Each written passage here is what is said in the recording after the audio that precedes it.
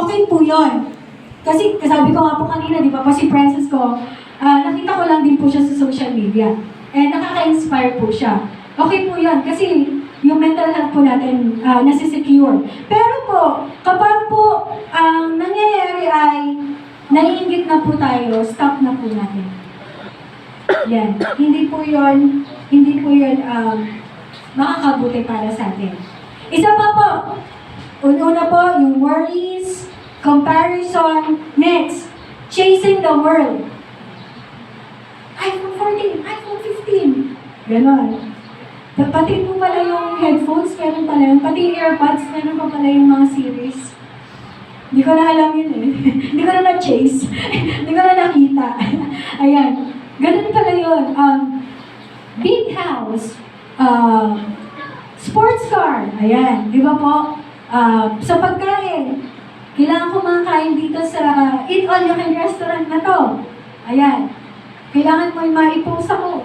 Ayan. Chasing the world. Nakakapagod po. Nakakapagod po. Kasi po, again, ano siya, maintaining status eh. Kapag hindi natin na-maintain, mag-end up tayo saan? Depressed ako kasi wala akong pang ganito. Stress ako kasi wala akong pang ganito. Ganun po nangyayari. Amen po? Sige po, bilisan na lang natin bago kayo makatulog. Ayun po. Complain. Hindi pa nagagawa, narinig pa lang, nagreklamo na. Opo. Pero po sa military, tama po ba? Tsaka sa, correct me if I'm wrong po parang you have to obey before you complain. May ganun po. Tama? So, when you obey, meron ka makikita eh.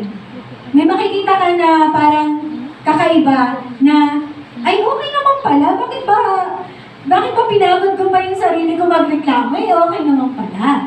Kaya ko naman pala. Makikilala mo yung sarili mo na, ay, kaya ko pala to. Meron pala akong ability na gawin to. Ayan. So, next po. Ito po, yung being stagnant.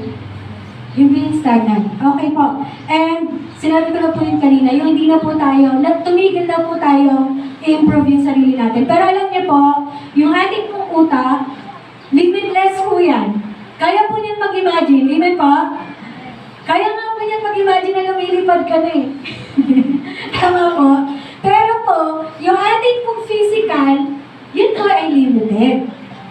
Okay po? Pero, you know what po, kapag po inyo pong minaximize yung ating pong isipan at pinalawak po ito, ma-amaze po kayo. Meron pa pala kayong mga bagay na kayang gawin na hindi nyo pala nasusunod. Ayan. So, isa pang nakakapagod, unforgiveness. Kamusta po? Sabi po, hindi po tayo maiiba sa iba. Kung tayo po ay, di ba po, what makes us different from the others is we love our enemies according to God's word. Lord! Naman po. Di ba po? Madali po ba? Ayaw na lang ako sagutin. parang ako na yung enemy nila ngayon.